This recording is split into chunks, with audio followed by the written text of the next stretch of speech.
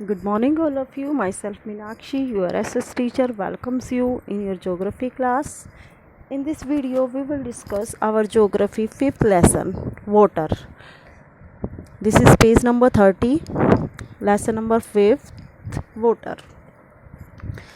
हमने अब तक इस ज्योग्राफी की जो बुक रीड की है उसके अंदर हमने बायोस्फीयर पढ़ा है। बायोस्फीयर क्या होता है? जहाँ पर लिथोस्फीयर, एटमॉस्फेयर और हाइड्रोस्फीयर इंटरेक्ट करते हैं, वो हमारा बायोस्फीयर होता है। तो ये बायोस्फीयर हमने लिथोस्फीयर के बारे में पढ़ लिया, पिछले लेसन में हमने एटमॉस्फेयर के बारे में भी रीड कर लिया। अब रह गया था हमारा पार्ट हाइड्रोस्फीयर। हाइड्रोस्फीयर का मतलब क्या था? जलमंडल। ठीक है, तो वाटर क्या है?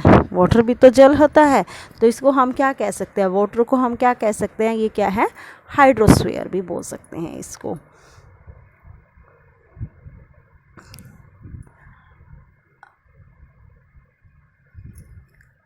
When you think of water, जब आप वाटर के बारे में सोचते हैं, what image come to your mind? तो आपके माइंड में कौन सी इमेज बनती है? You think of rivers, क्या आपने रिवर्स के बारे में सोचा है? द वाटरफॉल, जो झरना होता है। द पीटर पैटर होता है ऑफ रेन ड्रॉप्स, की जो वर्षा की रिमझिम होती है उसके बारे में। वाटर इन योर टैप, आपकी जो टैप है उनके अंदर जो पानी आता है उसके बारे में जानते हैं हम। लेकिन अगर मैं एक छोटे से बच्चे से क्वेश्चन करूं कि वाटर कहाँ से आता है, तो उस बच्चे का सिंपल सा आंसर होगा कि पानी कहाँ से आता है? टैप से आता है। लेकिन पानी टैप में कहाँ से आता है, ये बात उस बच्चे को नहीं पता। तो आज हम यही पता करेंगे कि पानी कहाँ से आता है। देखो, children love to float paper boats in rain puddles by noon the puddles vanish where does the water goes. क्या होता है कि बच्चे क्या करते हैं, जब वर्षा होती है तो पानी जहाँ गड्ढों में इकट्ठा हो जाता है वहाँ पर क्या करते हैं? पानी में कागज़ की नाव बनाकर तैराने लगते हैं। लेकिन शाम तक जब देखते हैं तो वो गड्ढे क्या होते हैं, वहाँ से जो गड्ढे का पानी है वो सूख जाता है, वो वहाँ से चला जाता है। तो वो पानी जाता कहाँ पर है? अब मन में क्वेश्चन है कि वो पानी जाता कहाँ पर है। इसके बारे में इस लेसन में हम रीड करेंगे कि वो पानी जाता कहाँ पर है। वो गड्ढे में जो पानी था वो गया कहाँ पर? The sun heat causes evaporation of water into vapours. सूर्य की ताप के कारण जल क्या हो जाता है? वाष्पित हो जाता है, यानी भाप बनकर उड़ जाता है। एवोपरेशन क्या होता है? भाप बनकर पानी क्या हो जाता है? उड़ जाता है। When the water vapors cool down, और जब ये वाटर वेपर जो उड़ गया है पानी, जो उससे जो वाटर वेपर बनता है, जब वो ठंडा हो जाता है, ठंडा होने पर जो जलवाष्प है वो क्या हो जाता है? It is condense and form cloud. तो वो क्या कर लेता है? संघनित होकर बादलों का रूप ले लेता है। क्या होता है? जब सूर्य की किरणें बढ़ती हैं तब एवोपरेशन होता है, वाटर एवोपरेशन होता है। उसके बाद जब वो ठंडा हो जाता है तो वो क्या बन जाता है? बादल बन जाते हैं। From there it may fall on the land of sea in the form of rain, snow और स्लीट। तो वो क्या होता है? वो जो पानी होता है वो हमारे ज़मीन पर किस रूप में पड़ सकता है? फिर वो पानी रेन के रूप में भी आ सकता है, स्नो के रूप में भी आता है और स्लीट के रूप में भी पानी ज़मीन पर आ जाता है। The process by which water continuously change its form and circulates between ocean, atmosphere and land is known as water cycle. Water cycle क्या होता है? वाटर साइकिल क्या होता है? The process of which water continuously change form. जब क्या होता है? जिस प्रक्रम में जल लगातार क्या है? अपने स्वरूप को बदलता रहता है और form and circulate between ocean and atmosphere, और महासागर और वायु और लैंड के बीच क्या है, चक्कर लगाता रहता है, उसे ही हम क्या कहते हैं, वाटर साइकिल कहते हैं। वाटर साइकिल क्या होता है, देखो ये हमारी जो फिगर 5.1 दिखाई है, इसके अंदर दिखाया कि वाटर साइकिल क्या होता है। देखो यहाँ पर मान लीजिए क्या है, पानी है, यहाँ पर क्या है, पानी है, तो वो पानी क्या होता है, एवोप्रेशन होता है, एवोप्रेशन होकर वो क्या हो जाता है, ऊपर जाता है।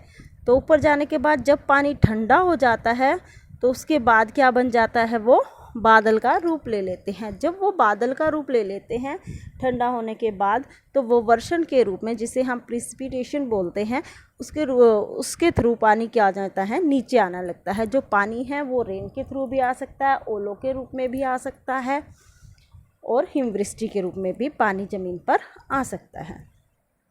Our earth is like a terrarium, हमारी जो अर्थ है वो एक क्या है, टेरेरियम की तरह है। टेरेरियम क्या होता है, थलशाला। क्या होता है टेरेरियम, थलशाला है।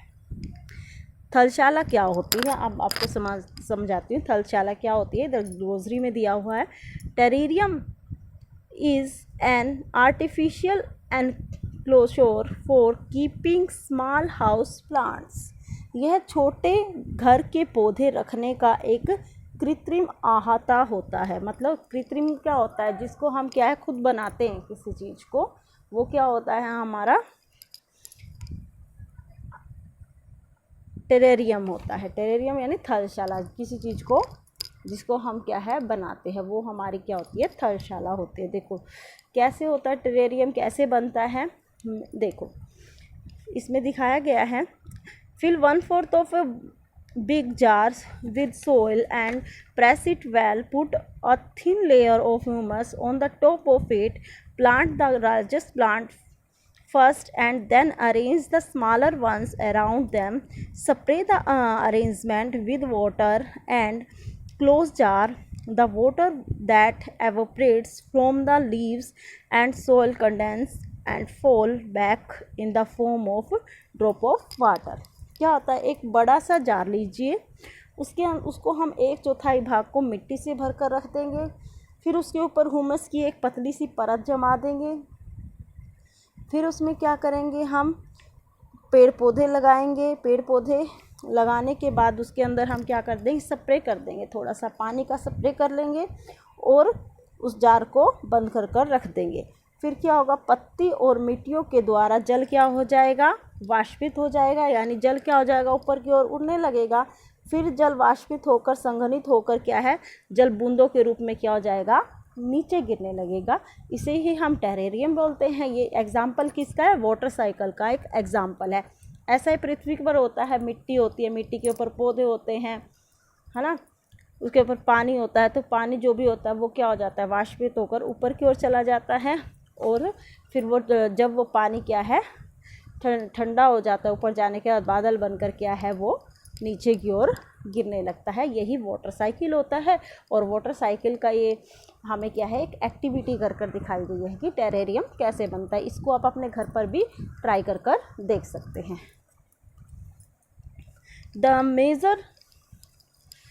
The major source of fresh water are rivers, ponds, spring and glacier. तो मेजर एंड फॉर्म्स कौन कौन से हैं, मेजर सोर्स ऑफ वाटर कौन से हैं फ्रेश वाटर के लिए, रिवर है, पॉन्ड है, स्प्रिंग है एंड ग्लेशियर है। The ocean body and the sea contain salty water, जो हमारे पास ओशन में क्या है, बहुत ज़्यादा पानी है, लेकिन वो वाटर कौन सा है, साल्टी है, उसके अंदर क्या है, नमक है।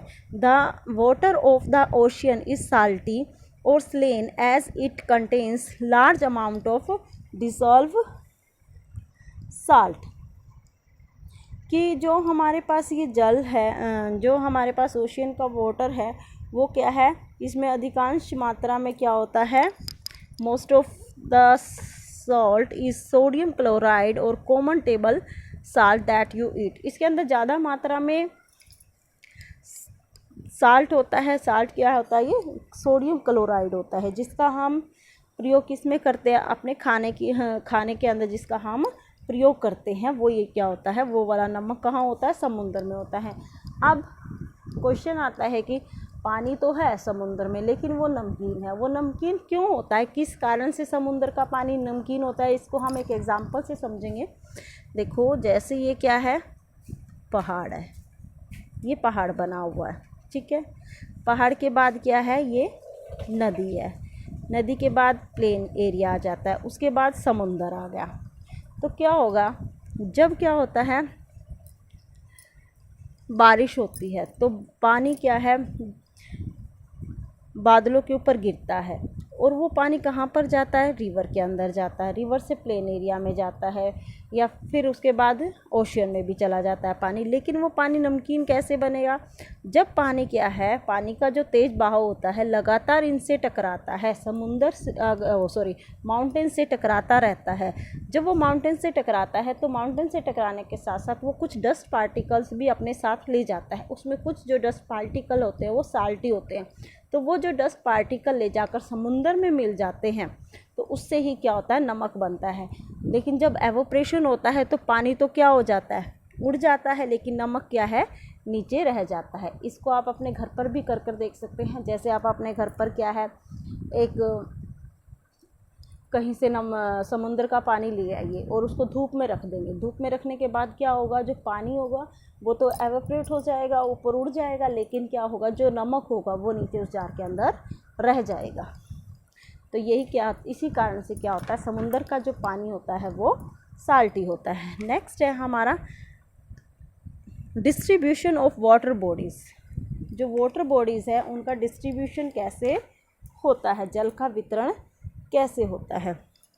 देखो, we all know that 3/4 of the earth surface is covered by water, कि हमें पता है कि जो हमारी पृथ्वी का 3/4 भाग है वो किससे ढका हुआ है, जल से।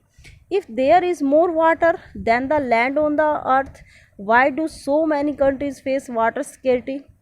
जब पृथ्वी पर इतना जल है तो लोग ये क्यों कहते हैं कि हाँ, कई कंट्री ऐसे क्यों हैं वहाँ जहाँ पर क्या है, पानी की बहुत ज़्यादा कमी है। क्यों है, क्योंकि आपको पता है कि ज़्यादातर जो पानी है हमारे पास वो क्या है, साल्टी है, तो हमारे लिए यूज़ में नहीं है वो पानी। इसलिए क्या है, कहीं जगह पर पानी की कमी है, पीने के पानी की कमी है। जैसे हम ये बोल दें, water water water everywhere but not a single drop to drink, कि हम देख रहे सभी जगह पर क्या है, पानी है, लेकिन क्या है, वो पानी क्या है, पानी कैसा है, नमकीन है, वो हमारे लिए पीने योग्य नहीं है। तो इसीलिए क्या है, बहुत सारे देश जो हैं वहाँ पर क्या है, पानी की कमी है। नेक्स्ट है हमारा, अब है is all water on the earth available to us. हमारे पास क्या है, क्या पृथ्वी पर मौजूद संपूर्ण जल हमारे लिए है। The following table gives the distribution of water in percentage. अब इसके अंदर एक परसेंटेज दी गई है वाटर की, उसको हम रीड करेंगे कि क्या वो परसेंटेज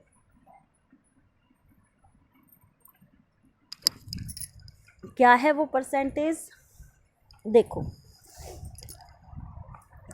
इस टेबल को हम देखेंगे, इसमें क्या है, हमारे पास पानी क्या है।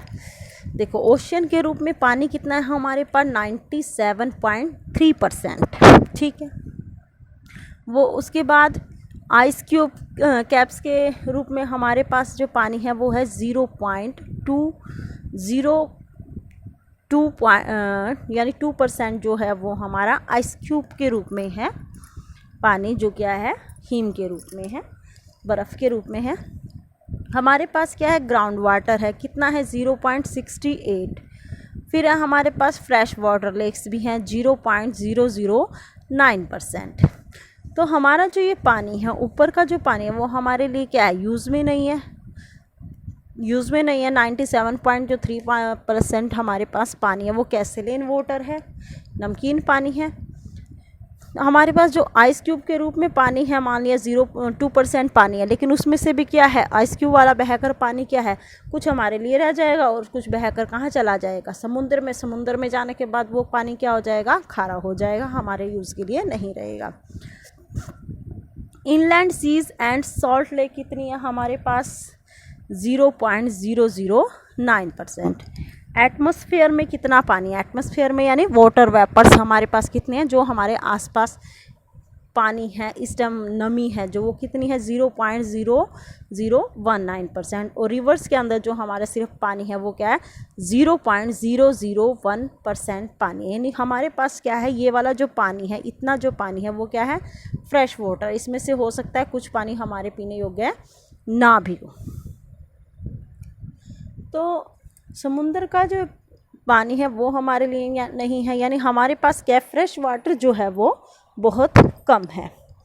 Water distribution can be demonstrated by a simple activity. फिर ये एक एक्टिविटी है जिसको हम नेक्स्ट वीडियो में करेंगे। अभी हम ये पढ़ते हैं, डू यू नो, क्या आप जानते हैं, salinity is the amount of salt in gram present 100 grams of water. The average salinity of the ocean is 35 parts per thousand। कि हमारे पास लवणता 1000 ग्राम जल में मौजूद नमक की मात्रा होती है और महासागरों की औसत लवणता कितनी है? 35% प्रति 1000 ग्राम है। अब है नेक्स्ट है, डू यू नो, आप जानते हैं, dead sea is Israel has salinity of 340 grams per litre of water.